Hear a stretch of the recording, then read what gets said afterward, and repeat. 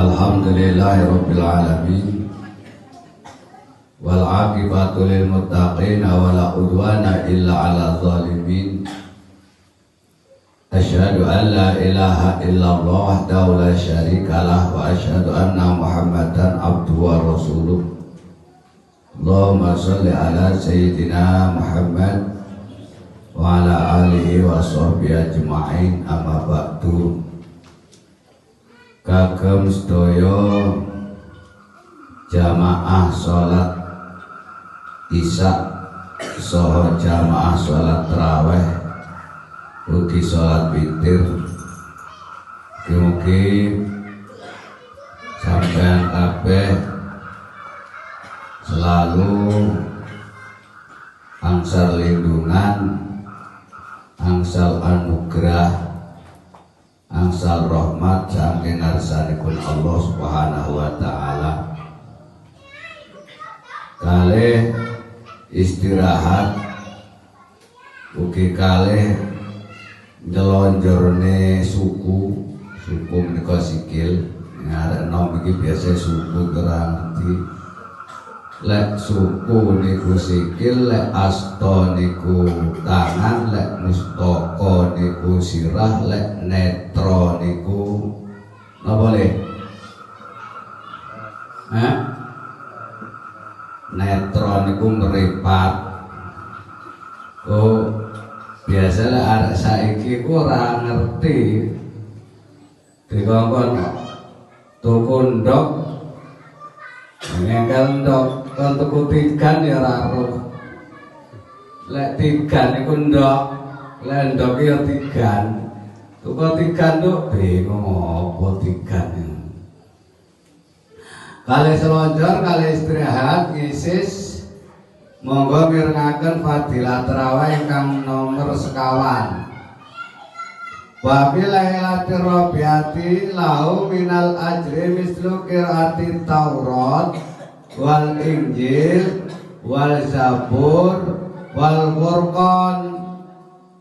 Sinten kemawon ingkang saged nglampahi salat tarawih ingkang kaping sekawan, ingkang sakmenika panjenengan lampahi menika, Gusti Allah menika nyawisi hadiah. Gusti Allah menika maringi hadiah, maringi ganjaran. Ganjaranipun kados ganjarane tiyang hatam maca Taurat, kados ganjarane tiyang hatam maos Injil, kados ganjarane tiyang hatam maos Zabur, lan kados ganjarane tiyang hatam maos Al-Qur'an. Kitab sekawan menika kitab ingkang kita imani, kitab ingkang kita percayai, kados Taurat, Injil, Zabur lan Furqan Al-Qur'an. Dados kitab Taurat niku disampurnakaken dhateng Injil, Injil disampurnakaken dhateng Zabur, Zabur dipun sampurnakaken dhateng Al-Qur'an. Dados kitab kabeh mau dirangkum dipun dadosaken dados tunggal menika wonten ing Al-Qur'an. Lah sampeyan salat tarawih malam sekawan iki wau, biarpun sampean dereng saged maos Al-Qur'an, sampean pun sami ganjarane niku kados maos Al-Qur'an.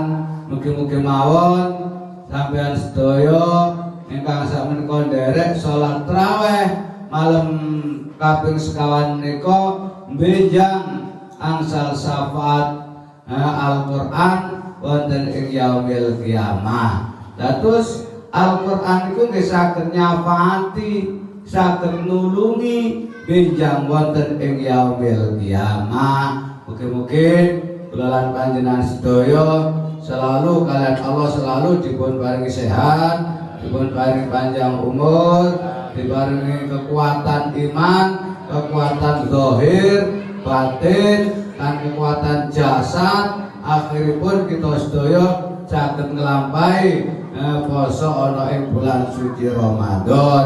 Kraten poso bulan suci Ramadan iku namung kanggo tiyang ingkang iman tok. Dados teng Quran jelas ya ayyuhalladzina amanu kutiba. Dadi teng mriku ingkang dipun wajibaken nggih menika kagem tiyang ingkang iman. Saebate-bate menungso, sak kuat-kuate menungso, sak riki-riki menungso, lek gak duwe iman ya gak kuat nglakoni. Tapi walaupun kumang wis tuwek gak kuat apa-apa, tapi teng manah teng ati duweni iman niku tetep saged nglampahi, termasuk niku yang niku dipun pilih dening Allah. Akhir kalam ihdinas siratal mustaqim. Wassalamualaikum warahmatullahi wabarakatuh.